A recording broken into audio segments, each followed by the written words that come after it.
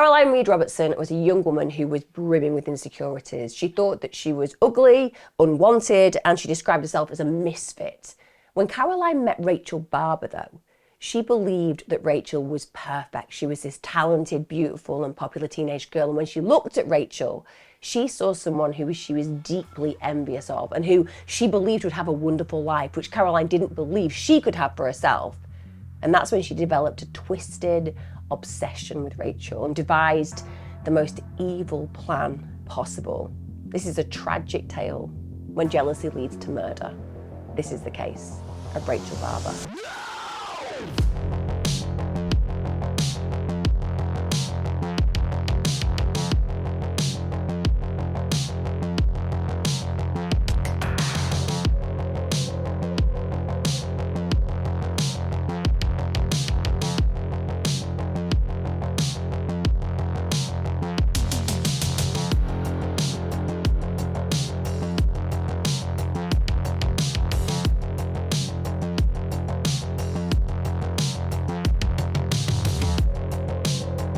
Hi guys, welcome back to my channel. Thank you for joining me. I hope everyone's all right.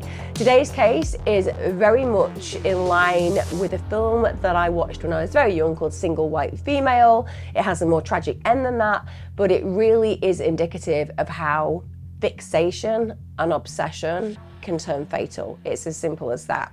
For those of you who are new to my channel, I release my content on a Wednesday and a Sunday. It's always crime deep dives. So if you like crime and consistency, why don't you subscribe and get your notifications on? Also, I'm sure that you'll be noticing if you subscribe to my YouTube membership or Patreon, I am doing extra content. Finally, you guys have been amazing supporting me this long. Anyway, I mean, there's been content, particularly on Patreon, but I'm doing more and more crime content on there. So hopefully I will be satisfying your needs regarding that extra content. I'm also going to be doing some extra content on my main YouTube channel, but as ever, massive thanks for your support. Let's get on with today's case. Rachel Elizabeth Barber was born on the 12th of September 1983. She had two younger sisters, Heather and Ashley Rose, and her parents were Elizabeth and Michael Barber, and they absolutely doted on the daughters. They were a really close family, a really loving family, and Elizabeth and Michael were incredibly proud of their children.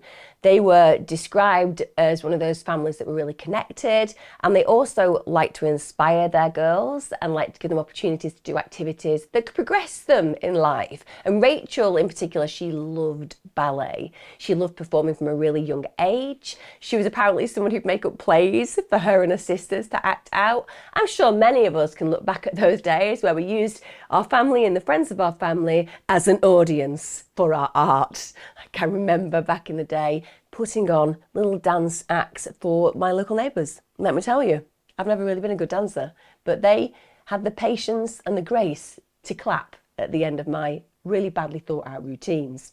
She was somebody who also wanted to become a professional dancer, so she had a real vision for her future, and she was said to have wanted her own dance studio, and it would be called Rachel Star Dance Studio. So somebody who's really committed to that particular passion and somebody who genuinely had a vision for the future that encompassed her particular natural gifts and talents. Now, despite Rachel's clear talent and absolute confidence that was clear on stage, to be fair, people who knew her well said that she was pretty shy initially. You know, if you didn't know her, then she wouldn't be somebody who was overconfident in any way, shape or form. She was somebody that took a little bit of time before she could actually feel that she was herself. But nonetheless, she was a really popular girl, and it's understandable. She's really pretty, she's really clever, she's really articulate, she's really fun to be around. And obviously, the way that she has these natural gifts and talents means that she's somebody that people want to get to know and want to stay around because they just have that energy around her that's positive. When Rachel was 9, her family actually moved to Mont Albert, which is in Melbourne, Australia. And according to the people who got to know them, they settled in really, really quickly, really well. They got on incredibly well with the neighbours, and they settled into that new place, a new space of living really happily. Now, Caroline Reed Robertson was a girl who lived across the road with her family. And because this new situation is arising where people are getting to know their neighbours, it turns out that there are some connections and similarities because of the fact that Caroline Reed Robertson actually has sisters as well. And that means that even though she's slightly older than the girls, consequently, she gets to know the family because of the connection with the sisters. So one of Caroline's younger sisters, Kathy, becomes really good friends with Ashley Rose. And Rachel, well, she was friends with Caroline's younger sister, Chrissy. So to all intents and purposes, this would be a really positive scenario playing out. A family moved to a new area, they get on really well with everybody around them, and they even have connections where their children get to know one another and get on really effectively. This is the perfect scenario for any parent moving to a new place. And Caroline, with respect, starts to be somebody that's effective for the Barber family because she sometimes babysits for the Barber family. And that's because she's 5 years older than Rachel. So essentially she can be a trusted source in that moment. And most of us will remember what it was like when we were growing up. You get to a 15-year-old stage, for example, and people want you to babysit for their kids because you were at that point where you are going from being a child to a younger adult, and you want some responsibility, and you certainly want a little bit of extra cash. So this would be perfect for Caroline Robertson to be in a situation where she was making some money, also being considered a responsible party and trusted source, and being someone who's familiar with the family. Therefore, everybody feels at peace with those arrangements. Caroline Reed Robertson, I would say, is somebody that you could feel was suffering from body dysmorphic disorder. She was incredibly self-critical, so she didn't like pretty much anything about who she was or her body. She was really unhappy with her weight. She was really unhappy with her appearance. And when you see pictures of Caroline Reed Robertson, I would say that whilst she might not feel that she's archetypally beautiful, there's absolutely nothing unattractive about her. And there's nothing really regarding her weight that you would look at and think, oh, this girl's got some kind of real issues here. But like so many teenagers, she just seems to dislike herself on every single level. Now, she describes herself as a misfit, but then I think most of us can look back at our teenage years, even those who everybody would see as almost perfect and popular. When you actually explore how young people feel about themselves, even when they fit into those paradigms, the vast majority of them psychologically feel that they don't fit in. They feel on the outside looking in. In fact, that would be one of the biggest descriptors that I've experienced working therapeutically with young people, is that even when they are shining stars as far as the school are concerned, or they are the most popular kids in the school, or they're the most beautiful to look at, all of these are evidenced by their faces, by their features, by their skill bases, by their successes. And yet when you actually drill down and talk to them about how they feel as a human being, often they will describe themselves feeling like they are on the outside looking in, that they never feel at peace, that they're always feeling concerned about doing the wrong thing, saying the wrong thing. And this is a really common experience in teenagehood. So to some degree, what she's experiencing and enduring is what so many young people feel, but as opposed to her being able to see that this is a very common experience, so she sees herself as the exception and not the rule, hence why she uses the term misfit. She talks about the fact that she has a pizza face, so she obviously had problems with pimples, maybe teenage acne. She also described herself as having brown, oily hair and no coordination. She drew really ugly self-portraits of herself. And those self-portraits would be surrounded with really insulting words. Some of these words included things like boring, deformed, stupid, weird, jealous, worthless, and unwanted. And by one of the portraits, she actually wrote, "Life is torture in its purest form." So we're getting a picture of a young woman who is pretty obsessed with herself. On one level, you can say, yeah, well, this is about deep insecurity. This is a girl who is dealing with dysmorphic feelings where she looks in the mirror and just hates everything about herself, and she amplifies and exaggerates that mentally. So what she sees is a complete caricature of the reality, but it feels incredibly painful. That is certainly one interpretation, but there is another way of looking at this as well, and that can be quite egotistical. And I know that when we talk about egotistical, people often think that we're talking about superiority qualities, people who think that they're better. But when you think about the ego can have fractures.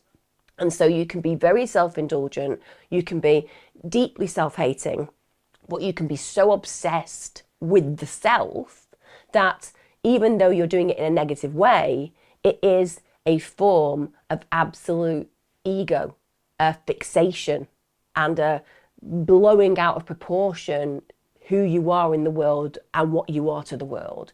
And that can be very problematic. So on one level, yes, it can be down to mental health issues such as body dysmorphia, but on the other, it can be an overinflated sense of self-importance because you spend so much time fixating on you as opposed to finding purpose in the world or actually doing something of meaning.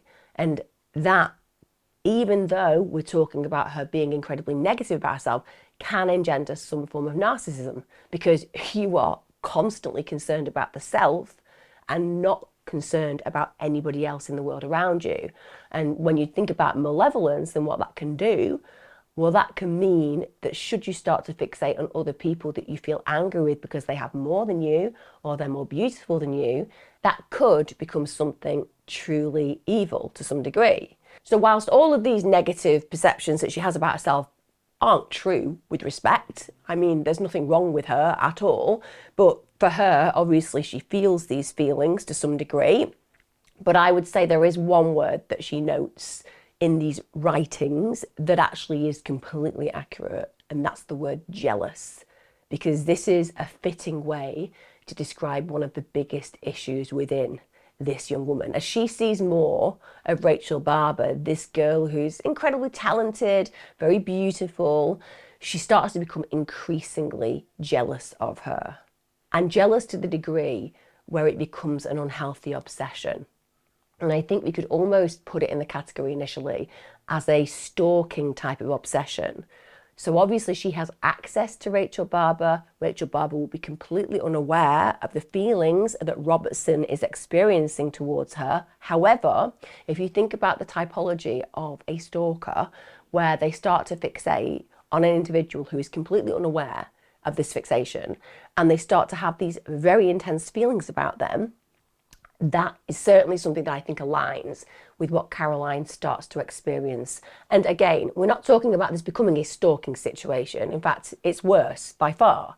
But we are talking about an individual with an unhealthy interest into another human being's life that other human being has no idea about, no understanding as to why, even if they did find out, and most importantly, no control of what's going to happen next, because it's a silent festering, if that makes sense. So when Caroline Robertson looks at Rachel, she just sees a young woman who is basically everything that she thinks she isn't and everything that she wishes she was. And at this point, if we were to just talk about the psychology of that, and this is how the story ends, we're just exploring how body dysmorphia can really be affecting an individual, then we could have absolute sympathy for Caroline Robertson. Because at the end of the day, lots of young people feel deeply insecure, lots of young people feel a level of competition around their peers, and lots of young people notice skills, traits, successes in other young people that they don't have themselves. And as opposed to seeing their own uniqueness and the fact that they can do things that other young person can't, they just see it as something to use against the self, to deride their personalities, their abilities, and to basically use it as a weapon towards themselves, to be angry that they haven't achieved and done and been whatever it is they see in these other young people. So we would have a total sympathy for her at the end of the day when Caroline Robertson is drawing some of these self-portraits where she's so horrible to herself. She's only 14 years of age. So these are these very deep feelings that she's enduring early on. And it's truly tragic to hate yourself at such a level and to have such a low opinion of yourself at such a young age. And clearly, whatever the motivations and reasons behind that were, it's really sad that she didn't get the help that she needed to work through these challenges. So we get to 1997, and one could say there are some behaviours that when you put the jigsaw together would have denoted that there were some red flags, but we don't often do that until it's too late. hindsight is incredible, isn't it? Everything seems so obvious and so commonsensical and so logical. But at the time that these things are playing out, that just isn't how things are. So in 1997, Caroline Robertson takes some pictures of Rachel, and she claims that these are basically for a school project. Now, there are two things that play out in that moment. The first is a complete breach of trust, because Rachel believes this older girl that she probably considers a mentor and a friend. She's somebody that's trusted because she's babysat for her, and also familiarity. When you see somebody consistently and when your family know that person, you often have this bias that they are safe to be around. So when Caroline Robertson says that she wants to take pictures of Rachel, Rachel agrees, unknowingly and unwittingly helping to fuel the obsession that Robertson is starting to feel towards Rachel. And down the line, a judge in this case would actually say that this is why they could see early on there was a fascination with Rachel, because she's taking these photographs. Then we get to 1998.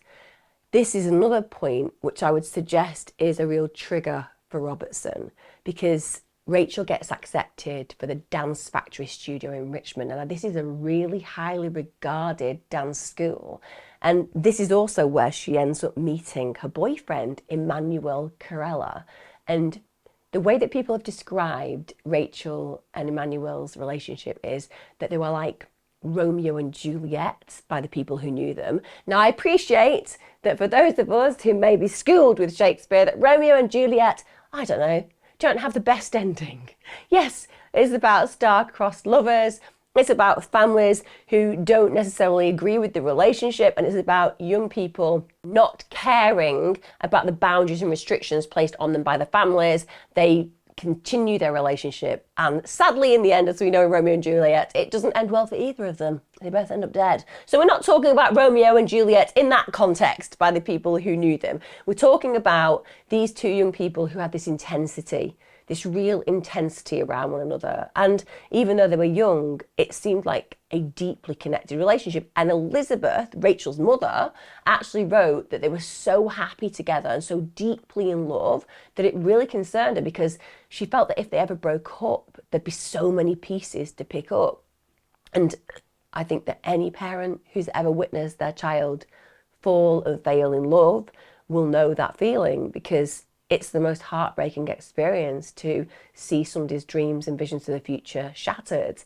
But it also denotes that Rachel had a propensity to engage in good, strong, committed relationships, even as a young girl. And I would imagine that's reflection of the fact that she's grown up in such a connected family herself, that she's got a blueprint for what a relationship should look like. Unfortunately, Emmanuel obviously is somebody who treats her well. So she really is living her best life. She's doing what she loves. She's in love. She's supported in a loving family. She has everything that is absolutely required for a future full of success. We get to the summer holidays of 1998, and another really strange red flag on reflection occurs. Robertson calls Ashley Rose, obviously one of Rachel's sisters, and asks for some information. And she asks for the dates of birth of Rachel and her sisters. And Ashley Rose provides these dates, which Caroline Robertson has said that she wanted because she wanted to do a project that she was working on and she needed them for this project. Again, when you think about that with clarity of what's going to play out in this case, it makes you think, well, what on earth would this girl ever need the birth dates of these girls for? But Ashley Rose has known Robertson for a while, and therefore, why would she question it?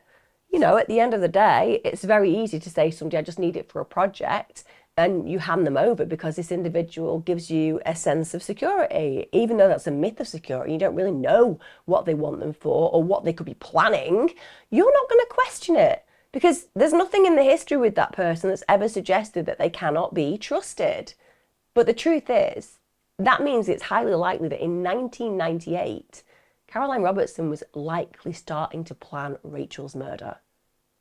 We get to 1999, and this is when Robertson starts to set her evil and calculated plan into motion. And I do believe that it was calculated. I do believe it was highly premeditated. And I think it had grown and amplified over the years. She's 19 at this moment in time, but Rachel is just 15 years of age. Bear that in mind. We're talking about this young teenager who's planning her dreams, living her dreams, totally unaware that this 19-year-old girl is literally planning her demise. On February the 28th that year, Robertson calls Rachel and she says to her, you know what, I've got a really easy way for you to make $100. Now, any 15-year-old who's offered the opportunity to quickly make money like that legally is going to snap your hand off, because the truth is it's hard to make that kind of cash quickly anyway, but certainly for young people it's really tough. And that means that Rachel is absolutely going to want to connect with Caroline in a way that's going to bring her that cash. So she tells Rachel, all you need to do is to meet me next evening after your dance class. And the reason that I need you to do that is because I want you to take part in a psychology study. But there's a big but. You cannot tell anyone what you're doing. Now, if I had been Rachel, I will be honest, I would have told someone. I just was like that as a teenager. I would genuinely have been to one of my best friends, I'm going to make $100 and this is why, but you can't tell anyone because I'm not going to tell anyone. I would have told my mother, I would have told my father. It's just the way I would have been caught at that time. But again, testament to Rachel's character, she agrees to do this. She agrees to go after dance class with Caroline Robertson, and she agrees that she will not tell anyone. She says that that's cool, and she keeps her word. And that's tragic, with respect, but at the end of the day, it's also indicative of the kind of individual that Rachel is and was. She was somebody who, when she made a promise to you, she kept that promise. So she's a better young person than I would have been. And it's testament, again, to the kind of human being that was being created by her family, by her experiences, and it's the kind of pro-social human that we all want in our lives. She's the kind of friend that keeps a secret for you when you need that secret keeping. That's an unusual trait for her at 15 to actually have, and something that again tells us that this tale is just so tragic, because this young woman would have grown up to be an incredible person. March the 1st, 1999. This is the fateful day. Rachel actually has breakfast with a friend, Kylie, and that's because they had a dance class together that morning. Now, bear in mind, at this moment in time, she's got no reason whatsoever to believe that what's happening this day is anything different than a normal, typical day. Now, she doesn't tell anybody what she's doing later on, but she does mention to a classmate that there is a possibility that she's going to be making quite a lot of money, and that she would be making that money with somebody that the classmate didn't know. She said that she couldn't tell them exactly what she was doing, but she would explain the next day. When it came down to telling her boyfriend what was happening, she talked to Emmanuel about the fact that there was a pair of blue shoes that she really loved and they were $100. And she says to Emmanuel, you know what, I'm going to be able to buy these tomorrow. She also said that she was meeting an old female friend that night, but she obviously doesn't discuss who that person is or what she's doing. And Emmanuel was actually really worried because he felt that they didn't have a relationship that kept confidences in that way. He felt that she didn't hide things from him, and the fact that he was having this hidden concerned him. But she just reassured him and said, look, it's nothing unethical, I'm not doing anything wrong, it's just that I cannot tell you. So he feels to some degree reassured, but clearly is questioning. This just feels a little bit left field, both in their relationship, but also for Rachel's behaviour per se. So after leaving her friends from dance class around 5:45 p.m, Rachel caught the Prahram tram with Caroline Robertson, and she kept a promise, as I've said, that she didn't tell anyone where she was going. Robertson has been this trusted figure for Rachel, so why would she? She's got no reason at all to suspect that Caroline Robertson had got any malicious intent. Then at around 6:40, Alison Guberek, she witnesses Rachel actually catching a tram with an older girl. So she's noted this, and they're also seen getting off the tram at the corner of Williams Road. Now, this is close to where Caroline Reed Robertson actually lived. So once they are in Robertson's flat, she actually hands Rachel, who's unsuspecting at this point, pizza. But what Rachel doesn't understand when she's starting to eat that pizza is that Robertson's laced it with an antihistamine. And a lot of you will be aware that certain antihistamines can make you feel really, really drowsy. So as she's eating that, she's going to be completely unaware that she's going to feel sleepy, and that also she's going to lose the capacity to have her reactions that would ordinarily be available to her. We all know what it's like when we feel exhausted. We all know what it's like if we're under the influence of some kind of medications that do make you drowsy. It doesn't matter how alert you are on average as a human being, these things slow your ability to react. That's why it says things like don't drive and don't use heavy machinery when you're taking certain medications. So Rachel is totally unsuspecting, and like I said, she trusts Caroline Reed Robertson. So why would she be concerned eating that pizza? Now, Robertson had also bought some alcohol, but testament to the kind of character that Rachel is, she doesn't want to drink it. I mean, how many teenagers would say no to alcohol, particularly when you're hanging out with an older teen? And on one level, that makes me go, well, this is probably down to the kind of personality we're dealing with. Rachel's just an exceptional young person. But there's a little bit of me as well that thinks, was she having some feelings that she couldn't trust Robertson? Was she feeling a little bit concerned about the situation? Did she want to feel completely in charge of her faculties? Was there just some kind of instinct there? Her intuition saying, don't drink the alcohol. It could be that genuinely as a teenager, she's just one of those all-around good kids who genuinely doesn't want to put a foot wrong. But in my experience, I've certainly had those moments where I might have drank with certain people, but actually I felt that I didn't have the safety level that I required to do so and feel peace doing so. So it could also be that potentially. So now that she's eaten the pizza, Robertson asks Rachel to do a meditation exercise. And bear in mind, Rachel's expecting that she's going to walk away with $100, get those blue shoes. It's going to be a really happy outcome. She's only got to do something brief with this girl. So she goes ahead. And when she closes her eyes, and she's told, by the way, by Robertson to think about happy and pleasant things, which is both disturbing and disgusting, because what happens next is Robertson strangles Rachel with the cord of a telephone. Can you imagine how Rachel would feel in that moment? She's gone there buzzing with excitement, feeling like she's going to walk away with $100. It's going to have been an amazing opportunity to have just made some quick cash with somebody that she's known for a long period of time. And then all of a sudden, she closes her eyes. She starts to think about happy and pleasant things, and then she can't breathe. The fear, the panic.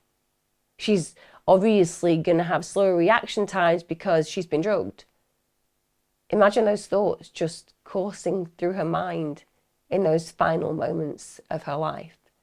She's 15, and she's being murdered by somebody that she believes she could trust. After Robertson has managed to kill Rachel, she doesn't really know what to do with the body. She's not a consequential thinker. She hasn't really planned this out. Maybe there was a part of Robertson that didn't think she'd truly go through with it until that moment. So now she's left with Rachel's body, and disposing of a body is incredibly challenging. How do you not draw attention to yourself? Particularly if a youngster has gone missing from your local area. So initially, Robertson hides Rachel's body in a wardrobe, and she leaves her body in that wardrobe for 2 days. Later, Robertson would actually describe that when she was murdering Rachel, there was this moment where she said the veil lifted and she didn't want to go through with the killing. But at that point, she also believed that it was too late to go back. She'd gotten herself into so much trouble. She'd obviously drugged this young girl. She'd also now violently assaulted her. And if Rachel lives to tell the tale, Caroline Reed Robertson is going to be in serious trouble. So she decides, with that warped logic, that it's going to be better to try to get away with murder and continue with her warped plan than to actually go back on it and realise that, yeah, there'll be consequences to what she's done. She'll get into trouble, it's highly likely, but she's certainly not going to be on a murder charge, and she wouldn't have snuffed out the life of an innocent young teenager full of potential. So maybe the veil did lift momentarily, but maybe she's just lying about that. Maybe she just wants to sound less cruel, less terrible, less evil. Now, Rachel's parents are obviously expecting their daughter back, and it's a complete breach of a habit when she doesn't turn up. So when Rachel doesn't meet her father that evening, they're really worried. She was supposed to meet him at the tram stop at 6:15 p.m. She doesn't turn up, so her parents immediately reported to the Box Hill police station. This is around 7:40 p.m. Again, so indicative of a loving and close family. They don't wait around. They don't sit back and think, oh, well, she's probably just gone to see friends. They know if she isn't home, something is going wrong. Now, bear in mind, as instructed by Robertson, she hadn't told anyone where she was actually going, so her parents don't have any idea where to even begin searching. Elizabeth, who's Rachel's mum, ends up calling Emmanuel, and Emmanuel doesn't have any real information that he can offer to say where she's actually gone, but he can tell her the story about the shoes and the money that Rachel has talked about earning to actually buy them. And this clearly is going to concern Rachel's mum, because she's going to be thinking, oh my God, what has she done? Where has she gone? Who is this person who's promised her cash? You know, she's not arrived back at the tram stop when she's going to be there. So there'll be this whole host of horrible ideas coursing through Rachel's mum's mind. She then calls Rachel's friend Kylie, and Kylie had said that Rachel was still planning to meet her for breakfast the following morning. So that's clear that Rachel was intending to be present the next day. So it's not as if there were any indications that she was going to run away. She's made plans. So Rachel's family have absolutely no idea what has gone on. They have no idea that their worst nightmares are about to be realised. But back at Caroline's, some strange things have gone on. So on March the 2nd, 1999, which is the day after Rachel's disappeared, around 4 a.m. in the morning, Caroline Robertson's neighbour woke up because she heard sounds of really loud crying. Apparently it sounded like it was coming directly from the bathroom in Caroline Robertson's flat. These sounds could have come from Caroline. She could have been distressed and crying, but it could also mean that Rachel was killed in the early hours, because it's unclear what time Rachel was actually murdered. The following morning, Robertson actually goes into work. She's there at 9 a.m. This is basically the day after she has murdered Rachel. And immediately her co-workers are really concerned about her. She looks exhausted. She looks very pale. And around an hour into her shift, she says that she feels really sick. And her manager was really lovely and drives her home. Just going to throw it out there. Who wouldn't want a manager like that? Most managers are annoyed when you're ill. Most managers are not like, hey, it's cool. We can take you home and I'll drive you. But that's what occurs. And once Robertson gets home, she makes 2 calls to her father's workplace, and her dad actually drives over to check out how she is. And he notices that there is something a little bit strange, because she keeps her bedroom door closed whilst he's there. And also, just looking around the flat, he notices that there's pizza crusts, and also there's alcohol that's been untouched in her flat. And for whatever reason, it stands out to him. After he leaves, she calls her co-worker Donna, because Donna actually owes her money. Apparently she borrowed $320. And she says to Donna, look, I need the money back. She wants the money for a removal van, because she says that she's moving her furniture to her father's holiday property. And she actually calls Donna 3 times that day, and Donna can't get the money immediately. I mean, I'm just going to throw it out there, Robertson. When somebody borrows money off you, it's because they don't have any money. So when you ask for it back, it's usually a bit of a problem. Otherwise, they wouldn't have asked you for the money in the first place. Robertson hadn't got that memo though, and decides that she's going to harass this person constantly until that person relents and gives her some cash.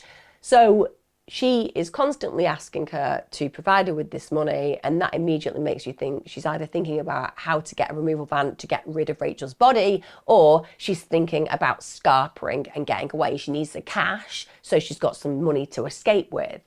Rachel's family, of course, at this point are frantically worried, desperately searching for Rachel, and also really pressing the police to try and find the daughter. They know that she's not some runaway, so they really want the police to take the case seriously. It must be so deeply frustrating when you're in a situation and you know that your child has likely come to some harm, when the authorities don't take it as seriously as you do. We hit March the 3rd, 1999. Caroline Reed Robertson rings Donna again that morning. In fact, she rings her twice before 9 a.m.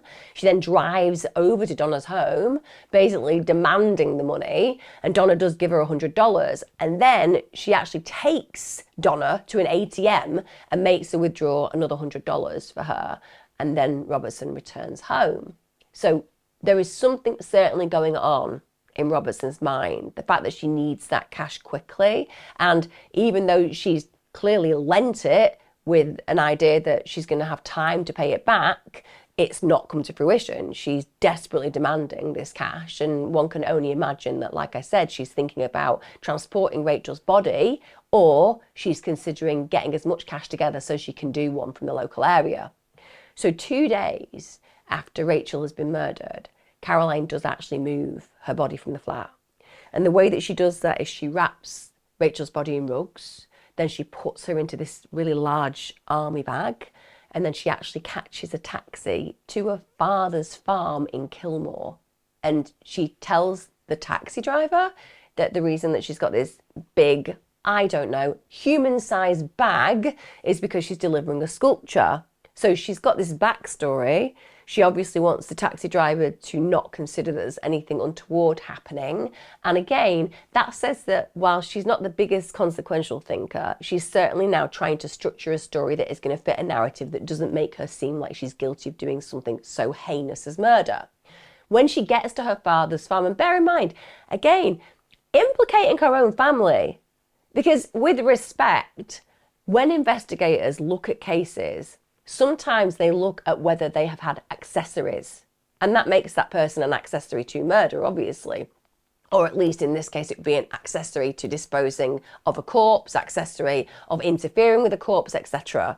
So arguably, she's putting her own father in the frame in this moment in time. She clearly doesn't have any concerns or conscience about that. She just wants to make her have some distance between killing Rachel and disposing of the body.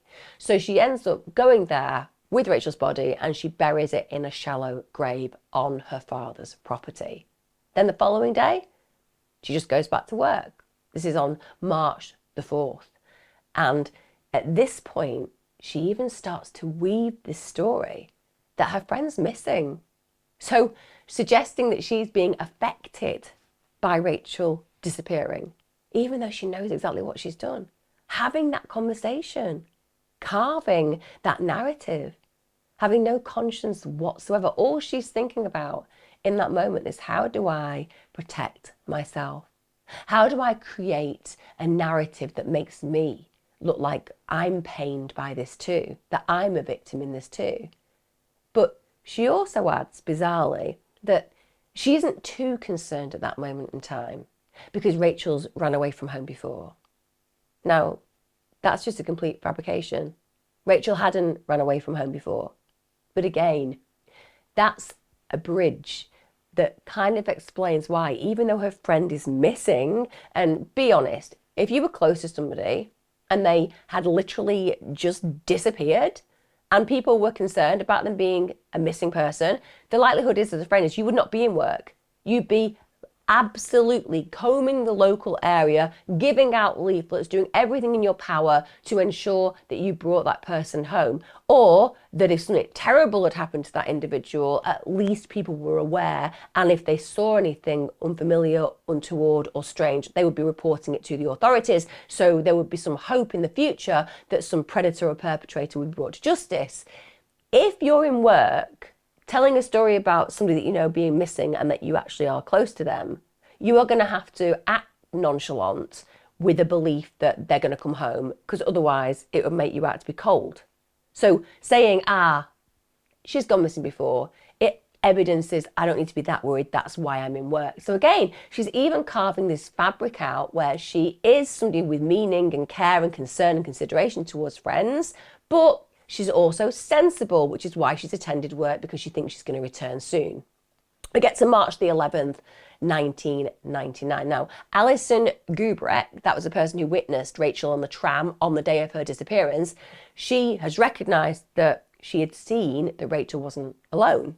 So she actually helps the police to create this computer image. It's an image of this older girl that she's seen Rachel with. And unsurprisingly, who does the image look like but Caroline Reed Robertson? Also, the police had begun to link Robertson to the murder because of phone records, because they discovered that Robertson had been calling Rachel twice on February the 28th, and that was the day before her murder. One of the calls that was made at 5:24 p.m. lasted around 15 minutes, and the second that happened at 5:45 p.m. lasted almost half an hour.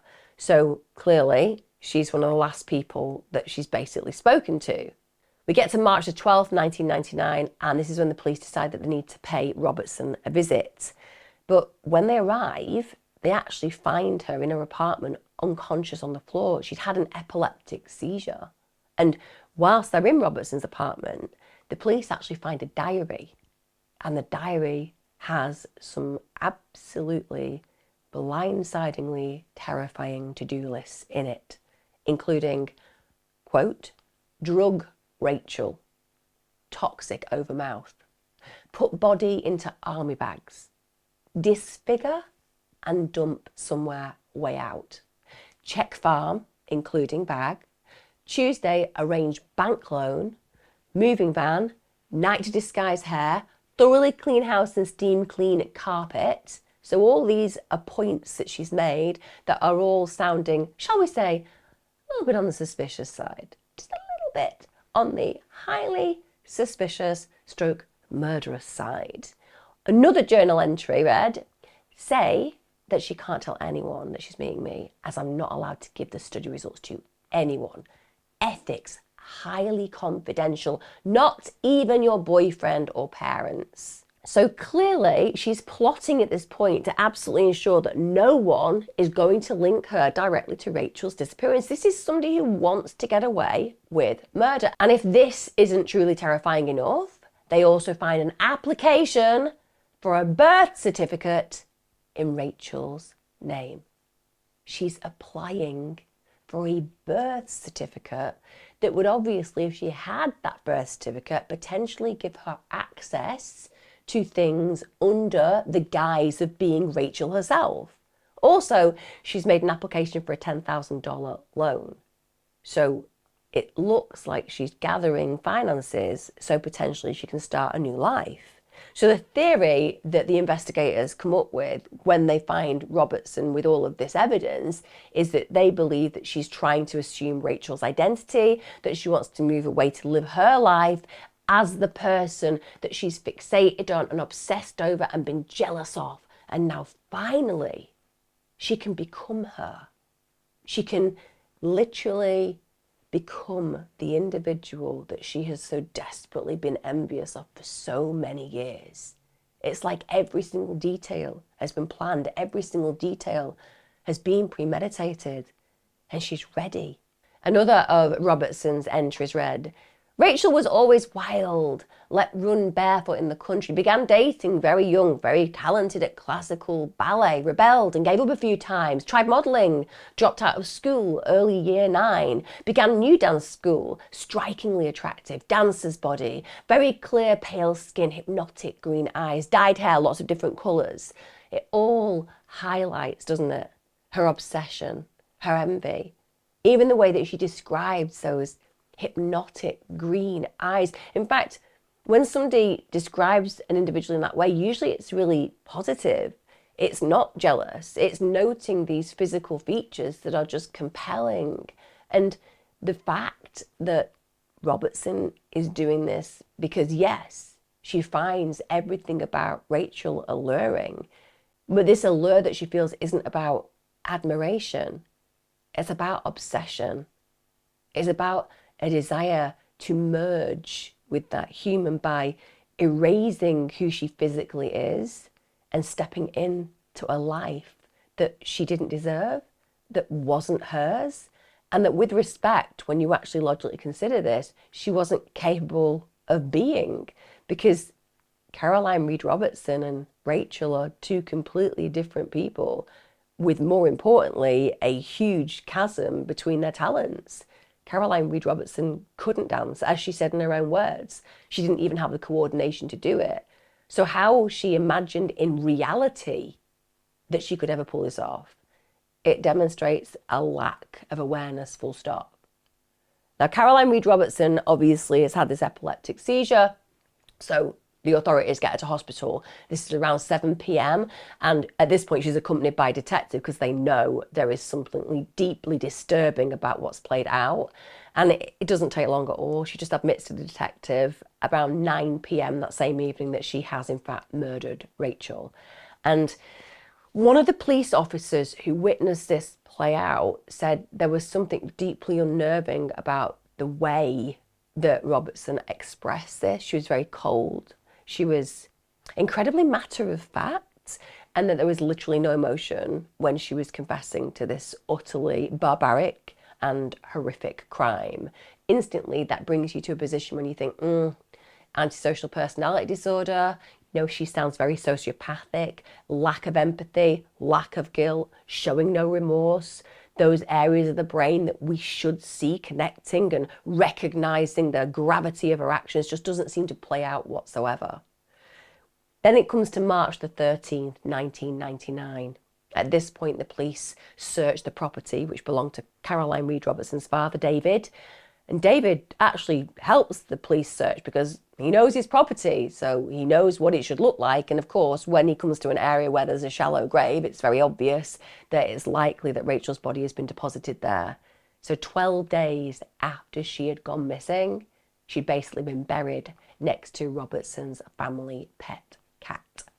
And in fact, what's disturbing even further is that she hadn't even bothered to remove the cord that had been used to strangle Rachel. It was still tied around her neck. The autopsy actually clarified that that is what had killed her. It was ligature strangulation.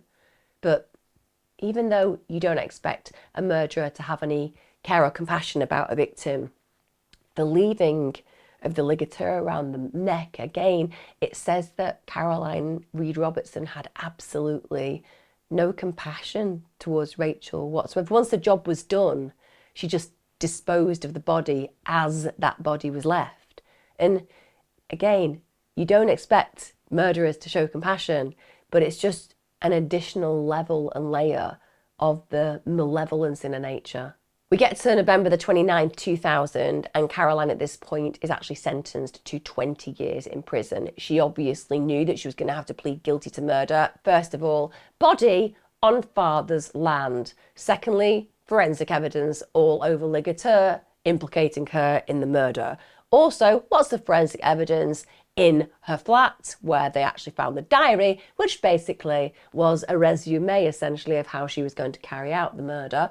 And also she physically admitted it to a detective. So she was never ever going to be anything but banged to rights. She was going to be caught. She was going to be brought to justice for this. She knew that. And clearly you get more leniency when you take responsibility for that early on. And that's what she does. I think that even though this woman has a warped sense of reality to some degree, it would be absolutely clear to her that there was only one thing to do in this case, and that was to say, okay, hands up, I absolutely did it, because it's obvious to everybody around her. Now, even though she gets sentenced to 20 years in prison, she would actually be eligible for parole after 14 years and 6 months. Really doesn't sound a lot, does it? When you consider what I've told you about how she planned and premeditated carrying out this horrific murder. 14 years and 6 months for taking the life of a 15-year-old girl. It feels really low.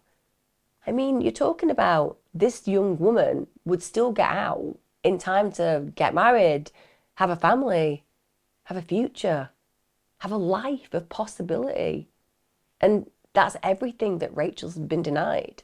When Justice Frank Vincent was summing up in this trial, they said that Caroline Reed Robertson's motive for Rachel's murder had been envy of her for her family, her beauty, and her personality. And he also added, because you believed that she would be likely to have a happy and successful life of a kind that you anticipated you would never experience. And I think we can all agree that that is definitively the actual motivation. However, how warped is that? I mean, people would be being murdered every second for these issues if we acted that way. Who hasn't been incredibly jealous of somebody? Who hasn't looked at a friend, a colleague, somebody that you know vaguely because your family is friends with their family, and not thought, my life would be better if I looked like that person, did what that person did, had a life like that person, had the money of that person. It is just such a normal human experience. We often feel a level of envy or jealousy or resentment towards other people who have more than us. It's not ideal. Most of us work hard to move through that because it says something pretty negative about us as opposed to them. But we all tend to experience it, even if it comes down to something as simple as you want that person's partner because you fancy them and think that they're really attractive and that you'd be a better person for that individual. These are all normal human experiences. But she took those feelings, and as opposed to resolving them within herself psychologically and recognizing this was her stuff, not Rachel's stuff, she sought to snuff out the very existence of that human being in the vain hope that she would somehow become the one thing that she could never be, which was Rachel. And even though I think that's the prime motivation, I also think that there is a deep, boiling resentment.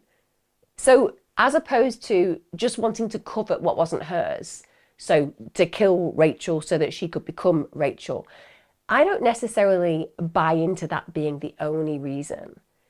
I think she had this deep-seated resentment of people who had more than her or who were more than her.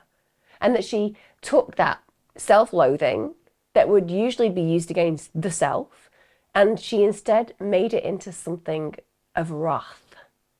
And that she wanted to be somebody who smited out another person because of that feeling of wrath. And I think that plays back to what I said earlier on, that you can say, well, she was suffering from body dysmorphia, for example, and she just hated herself and she used all of this against herself. That would play out in things like harming behaviours to herself, not harming behaviours towards others. So I go back to what I said earlier about that egocentricity, almost the egomania that fueled this desire, that she was so angry that she couldn't have what she felt that she deserved, that she would steal it, that she would take it without any care or consequence of how that would impact on Rachel and her family. So I think there is this unbelievable selfishness and self-indulgence to her actions, along with, as the judge is talking about here, that desire to have what she couldn't have and the feelings that she had knowing that she'd never achieve what Rachel had already achieved. At the sentencing hearing, the judge also said that Caroline Reed Robertson suffered from a deeply entrenched personality disorder which contributed to her actions. Yes, I think we're talking antisocial personality disorder, aren't we? Like, let's be honest. We're not talking borderline personality disorder. We're not talking emotionally unstable personality disorder. They are heavily linked to trauma. We understand why people actually have an issue with regulating their feelings because they've gone through horribly traumatic experiences in the past. That does not make you a killer, and that is not what we are talking about here. I often think that why do we even have antisocial personality disorder lumped in with personality disorders? Because it's so confusing and it gives such a stigma to things like PPD and EUPD. When it comes down to a personality disorder that Caroline Reed Robertson has, it's malevolence. It's dark. In fact, arguably, I would say she probably is the dark triad, you know, Machiavellian traits, psychopathic traits, and without a doubt, an individual who's got narcissism at her core, because you don't do what she does without those kind of realities. He also went on to said that she represents a real danger to anyone who becomes the unfortunate subject of her fixation. Goes without saying, doesn't it? She's done it once. Why would she not potentially do it again if she sees somebody who fundamentally triggers those feelings that she wants what they have and therefore may set out to do what she's done to Rachel to somebody else? It was heard that Caroline Reed Robertson saw herself as someone who just failed everyone's expectations and that she did bad things in response to those poor expectations. Again, I think that that's a quite primary school perspective that, oh, I failed everyone's expectations. I'm a terrible person. I'm somebody who feels so bad about myself. It's like, well, you know what? You do that to you. You harm you. You don't harm other people. I think that comes from a completely different streak of her nature. I think that comes down to her incredible selfishness. I think that comes down to her believing that no one else should get what she hasn't got. I think it comes down to a refusal to accept that she can make changes to herself as opposed to destroy people who represent something she feels that she could never achieve without even trying to achieve it.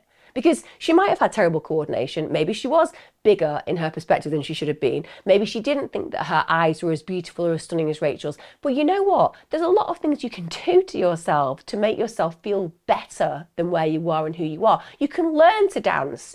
Anyone can learn. You might not be an A-lister dancer, but you could be good enough. You can be better than you are. Her resistance to do that was because she didn't want to make the changes that she needed to make to actually feel better about who she was. Instead, she sought to destroy those who she saw as better than herself. The idea that she just does these things because she feels terrible and she can't help acting in a bad way when somebody represents something better than her, I mean, that's a terrifying mindset to explore. And allegedly, when she was, shall we say, criticised by people, when she messed up in life, the way that she would respond would be to do things like steal from her family. Well, that's weird. Sorry. You literally cannot write this stuff sometimes. If that's what we're saying, that, oh, Caroline Reed Robertson was somebody who felt so bad about herself, that when she felt so bad about herself, she thought, well, what am I going to do feeling so bad about myself? Oh, I know what I'll do. I'll steal from you. Like, and I know what they're saying. They're saying it's a chain of causation. It's making herself somebody who creates a reality that she doesn't need to create, i.e., nobody likes me. I'm going to steal from that person so that nobody will like me. Because, of course, somebody is going to be angry with you and upset with you if you steal from them. But the idea that she is doing that to harm herself, I don't buy it. I don't buy it. I really don't. I think that is such an excuse-based argument. It's saying, oh, she felt so terrible about herself that she did something really awful to you so that you would feel terrible about her and then she could make it even worse about herself. Why? I think it comes down to this. She was not willing to put the work in to be a better human because she isn't a better human. And so when she saw something that she wanted it. And if that meant stealing from you so that she could have what she wanted, well, that's cool. That's why she stole somebody else's life. Because it's the same spectrum. It's that I want it, I'm going to get it. I don't care about the costs and consequences. But by the way, when you act like you're annoyed with me because I did these awful things, oh, well, that makes me feel really bad about myself. Imagine how we would be in our world if we really allowed people those levels of excuses. Prisons would be empty because it wouldn't be their fault, would it? It would be the fact that they had to do it because they felt so bad about themselves that they ended up doing that criminal act and then couldn't believe how unfair that felt when they were then incarcerated for their actions. So at the end of the day, if we want to stop that person feeling so terrible about themselves, let's just not prosecute them, and so on and so forth. I don't buy into it. The idea that she was acting this way because of these poor expectations of those around her, I think is just totally irrelevant to the reality of what we're managing today. And Reed Robertson actually said that she was somebody who could never do anything right and still can't even today. Well, it's very simple. Just do things that are right. There you go. Sorted it. Miss Reed Robertson, you know when you're going to do that bad thing that you know will mean that you've done a bad thing, and then that person will tell you you've done a really bad thing. Just don't do the bad thing. Just don't do that. There you go. Sorted. There is no reason whatsoever that she cannot do the right thing unless she actively makes a choice not to do the right thing. And her own parents, they described her as someone who was manipulative and who could be frightening. And I actually feel really sorry for parents, because we often look at parents and say, well, what did you do? What did you create that caused this?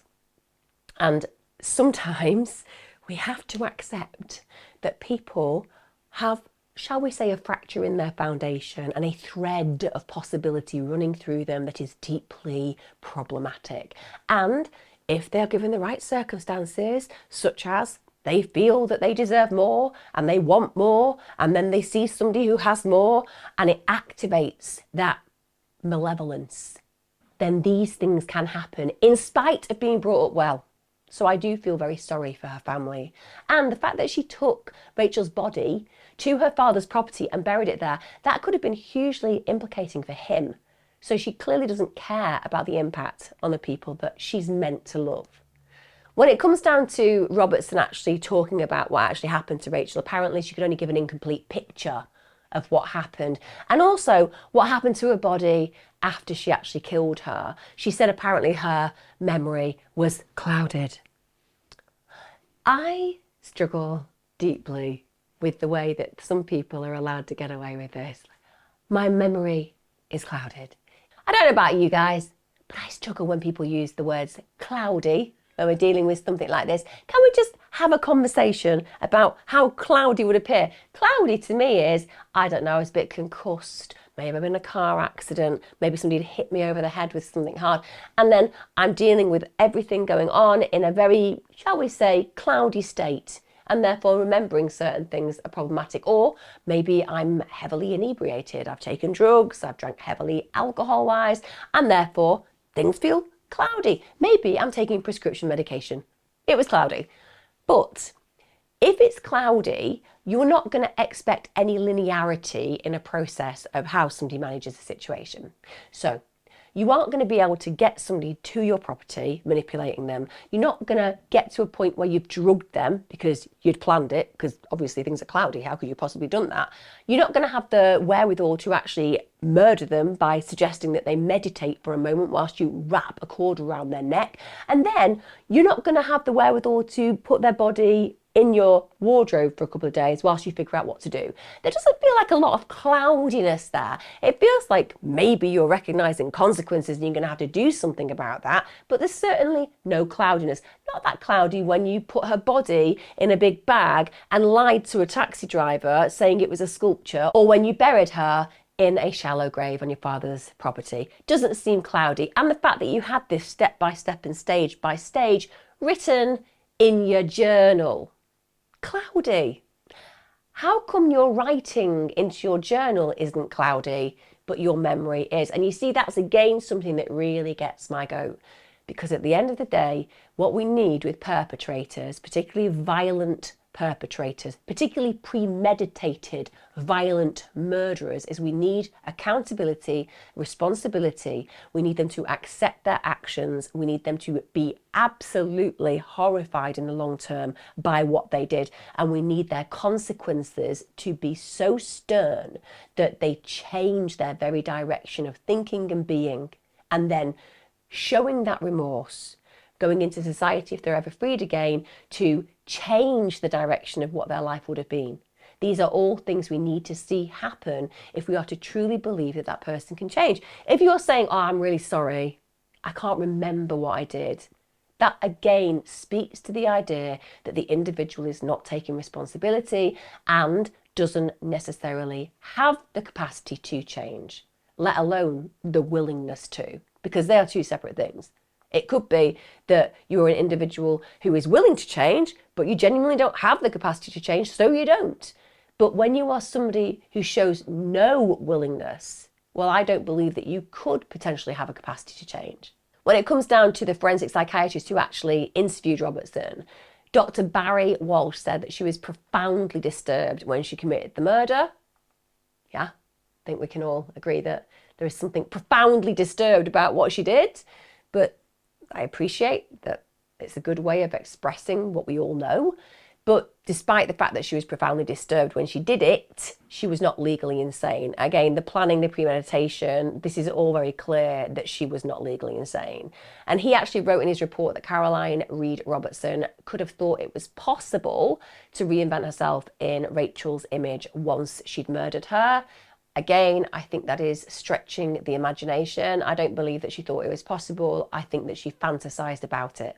I think that this is where, again, we're letting her off, because what we're saying is that maybe there was this delusional belief system that if she killed Rachel, she could kill the self that she hates so much within herself and become Rachel. So all the good that Rachel represented, suddenly she could become that by shedding all the bad that she was, by killing Rachel and reinventing herself as that. No, it doesn't make any sense. That's just something you'd see in a Hollywood movie. As far as I'm concerned, what we are recognizing in this moment is she kills Rachel because she has fantasized about doing it for such a long time. Because she didn't go and be Rachel. She didn't plan in a way that meant that she could escape. She had no consequential realities that meant that she could indeed do what she essentially said that she wanted to do, which was to reinvent herself as this girl. No.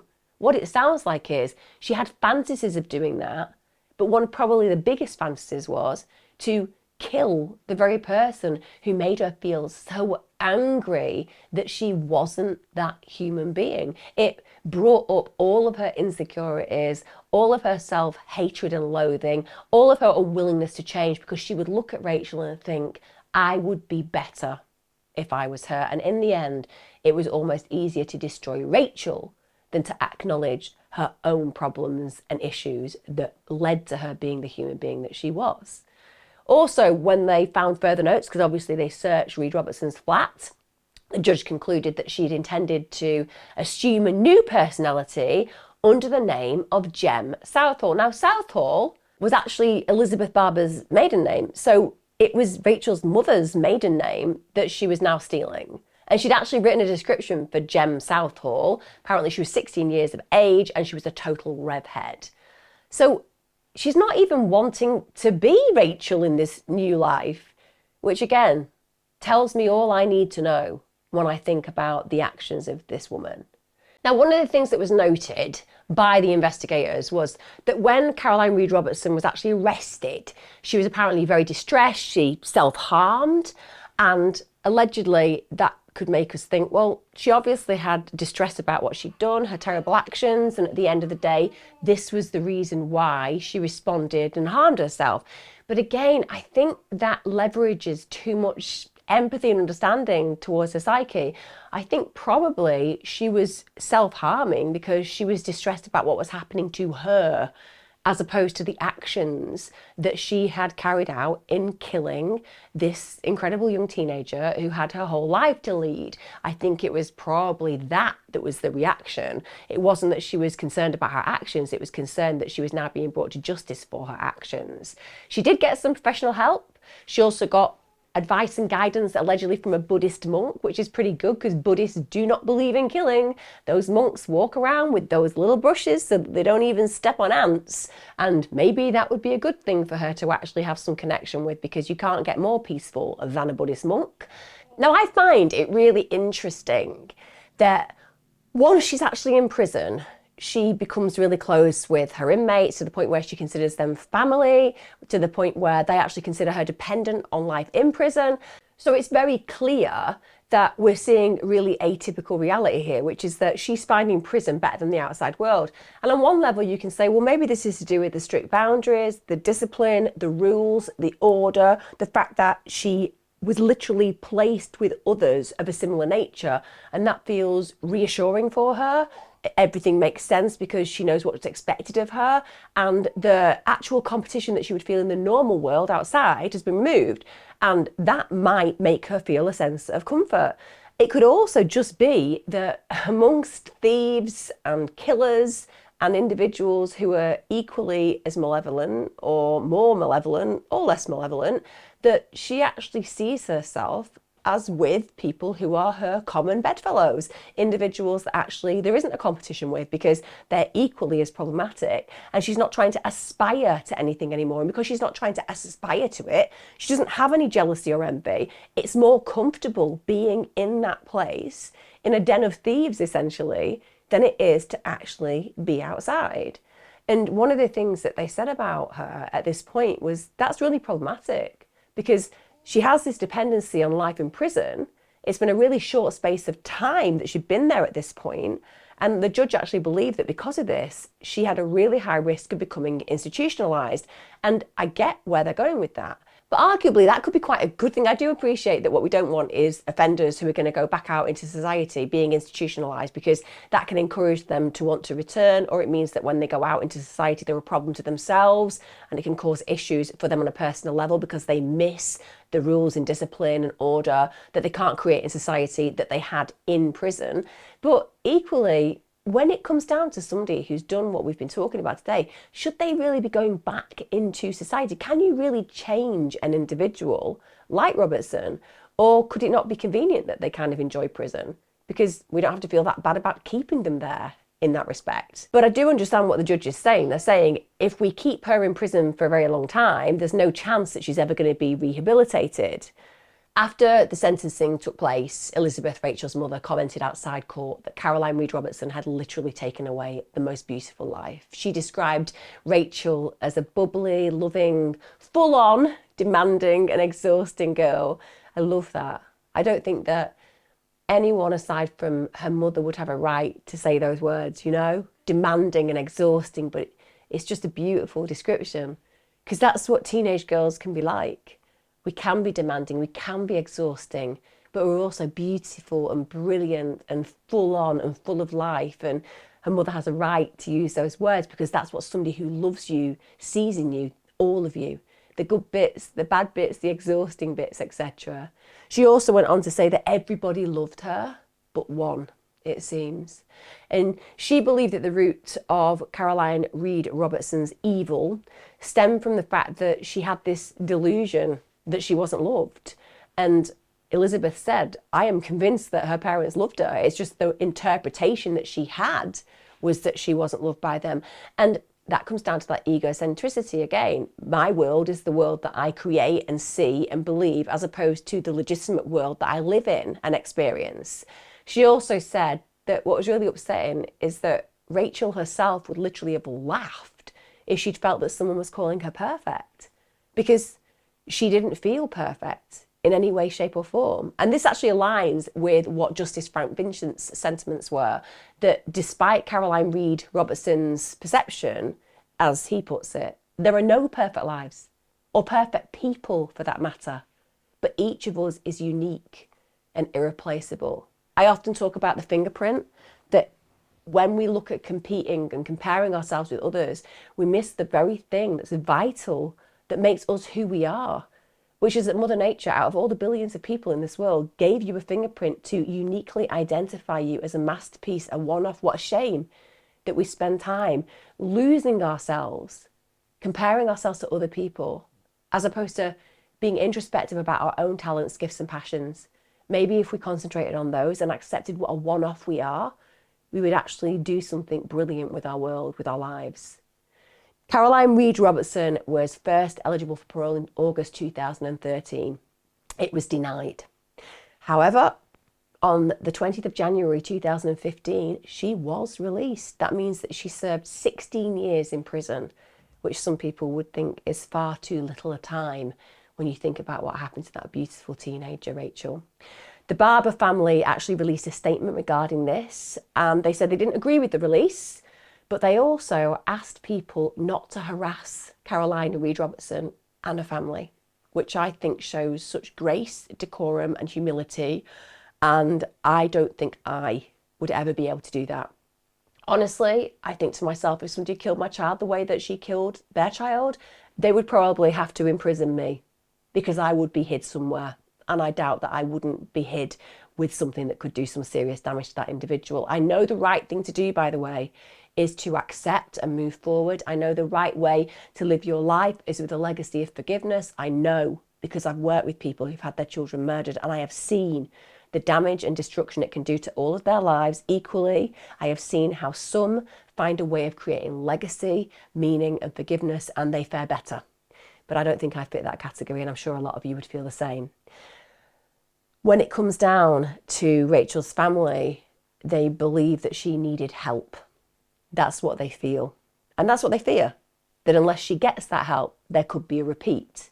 They actually acknowledge that if she can get the right help, then maybe society will be okay. But otherwise, they accepted that if she isn't monitored, there could be a huge problem. So Rachel's family have been incredible. I mean, Rachel's father, Michael, said there is enough hatred in this world already without promoting more, which again is really humbling. What an incredible human being. Not that he's saying what Caroline Reed Robertson did was acceptable, but it's done and he can't change it. So he doesn't want to incite more negativity in this world that already exists. Michael did previously, though, describe Caroline as devious and an actress, and this was when he was speaking out against her possible parole in 2013. I think we can all agree Michael's description there is very accurate and actually a little bit kind when you consider what she actually did. Rachel's sister Heather said that she wouldn't be surprised if Caroline Reed Robertson actually targeted her or her sister Ashley Rose once she was released from prison. So that's awful. The fact that she actually feels that there's a possibility that this perpetrator could feel the same level of fixation and obsession for Rachel's two sisters as she did for Rachel. But she's also said, look, if that's the case, I'm not scared, and that it won't stop her life. She won't hide away. It is, as far as I'm concerned, questionable after such a malicious, premeditated and calculated murder as to whether 16 years is enough. Julian Parmigiani, a forensic psychiatrist, said this: some people might change their behaviour, their appearance, their job, their lifestyle so that they can look like their role model. But to actually want to kill the role model and then replace them, that's going a really long way. So again, I think whilst they're not saying this person is going to be a future danger, it's kind of indicative in what they're expressing in that statement, which is the extreme is as extreme as it could possibly be. Can we ever say this person is safe to be free and on the streets? What if they decide that somebody else is who they want to be? What will the outcome be then? For me, the tragic thing that stands out is in all of this, if Caroline Reed Robertson wanted to assume a new identity, if she wanted to move away, if she wanted to reinvent herself, she could have done it. She didn't need to kill anybody. She wasn't even going to, as they found out, use Rachel's name. So what was the need for Rachel to die? As far as I'm concerned, jealousy was the sole motivation. The sole motivation. And that's scary, because life is full of people who have more than us. Life is full of worlds and lives that seem better than ours. And if jealousy is the motivation enough for you to kill somebody in such a heinous way, then how can we ever be reassured that you won't do it again? And of course, another thing about Caroline Reed Robertson, she never has disclosed the reason for her crime. Never. That cloudy memory, well, it seems to be so cloudy that she's never actually discussed why she killed Rachel. And even though we can clearly see it, what does that say about the level of accountability and responsibility in this case? Because for me, it says she bears none. And if she bears no accountability and no responsibility, then my God, she isn't remorseful.